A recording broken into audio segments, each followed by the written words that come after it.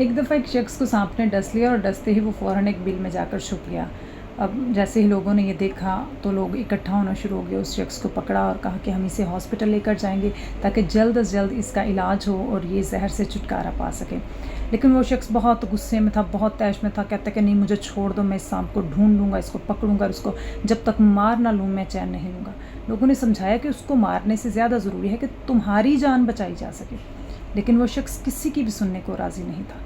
बहुत बार हमारी ज़िंदगी में भी ऐसा होता है, जिन लोगों ने हमारे अंदर जहर भरा होता है, जिन्होंने हमें घाव या ज़ख्म दिए होते हैं या जिन्होंने हमें हर्ट किया होता है, हम बजाय इसके कि हम अपने ज़ख्मों के इलाज के लिए यीशु मसीह की ज़ात अक़दस से रुजू करें, जो बेस्ट हीलर है, जो हमें जिस्मानी और रूहानी हर तरह से शिफा देने की कुदरत रखता है, बजाय इसके कि हम उससे रुजू करें, हम अपने इंतकामी जज्बे की आग में जो है वो जलते रहते हैं, जिससे एक ज़रा बराबर भी फ़ायदा नहीं पहुंचता।